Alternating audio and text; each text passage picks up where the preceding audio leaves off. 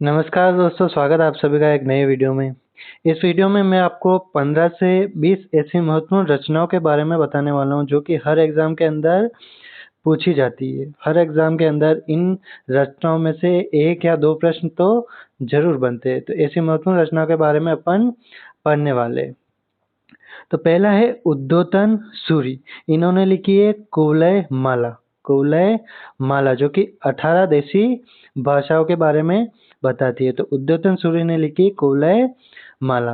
इसके बाद आते हैं विजयदान देता। विजयदान देता की रचनाएं बातारी फुलवारी, जिसके 14 भाग है। कितने भाग?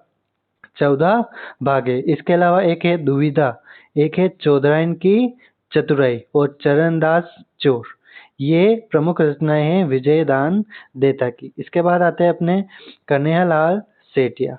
इनकी रचनाएं लीलटास, मिसर, सबद और धरती दोरारी। ये इनकी महत्वपूर्ण रचनाएं कन्हैयालाल सेठिया की।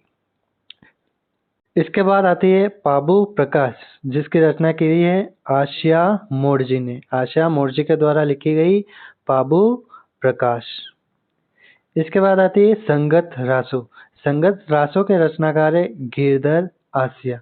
गिरधर आसिया। इसके बाद आती है खुमान रासो। खुमान रासो के रचनाकार है दलपत विजय। दलपत विजय के द्वारा लिखी गई है खुमान रासो। इसके बाद आती है बिसलदेव रासो, जिसकी रचना की है नरपति नाल ने। इसके बाद आता है कायम खां रास। कायम खां रास की रचना की है जान कवि ने। जान कवि के द्वारा कायम खां रास की रचना की गई। इसके बाद आती है पृथ्वीराज रासो। पृथ्वीराज रासो, इसकी रचना की है चंद्र बरदाई ने। चंद्र बरदाई के द्वारा इसकी रचना की गई। इसके बाद आती है हमीर रासो। हमीर रासो, जिसकी रचना की है जोधराज ने।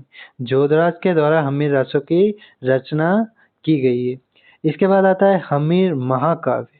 हमीर महाकाव्य की रचना की थी नयन चंद्र सूरि ने। हमीर रासो की रचना जोधराज ने और हमीर महाकाव्य की रचना नयन चंद्र सूरि के द्वारा। और इसके बाद आता है हमीर हट। हमीर हट की रचना की है चंद्रशेखर ने। किसने? चंद्रशेखर के द्वारा हमीर हट की रचना की गई।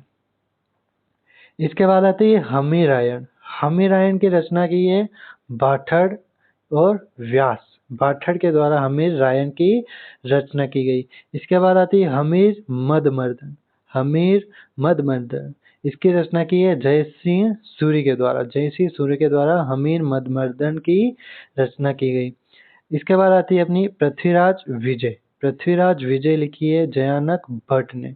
किसने लिखी? जयानक भट्ट के द्वारा। इसके बाद आती है वंश भास्कर। वंश भास्कर की रचना की है सूर्यमल मिश्रण ने। किसने? सूर्यमल मिश्रण के द्वारा वंश भास्कर की। इसके बाद आती है वीर विनोद। वीर विनोद की रचना की है श्यामल दास ने। श्यामल दास के द्वारा वीर विनोद की रचना की गई। इसके बाद आती है राज विनोद। राज विनोद की रचना की सदाशिव भट्ट ने। सदाशिव भट्ट के द्वारा राज विनोद की रचना की गई। इसके बाद आती है प्रेम विनोद। प्रेम विनोद की रचना की है छत्र कुमारी के द्वारा। छत्र कुमारी के द्वारा प्रेम विनोद की रचना की गई है। तो हमीरायण बाठड़ ने, हमीर मदमर्दन जय सिंह ने, पृथ्वीराज विजय जयानक भट्ट ने, वंश भास्कर सूर्यमल मिश्रण, वीर विनोद श्यामल दास, राज विनोद सदाशिव भट्ट, प्रेम विनोद छत्र कुमारी।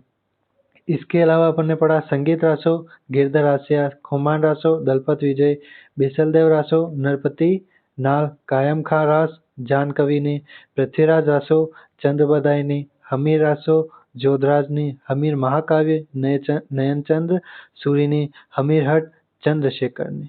इसके अलावा पढ़ी थी हमने उद्योतन सूरि की रचना पढ़ी हमने कुवलय माला।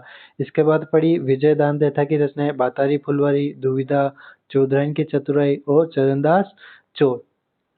इसके अलावा याद रखना आपने कन्हैयालाल सेठिया की रचनाएं लीलटास, मिसर, शबद, धरती धोरारी। और उसके बाद प्रभु प्रकाश लिखी है आशिया मोड़ जी ने।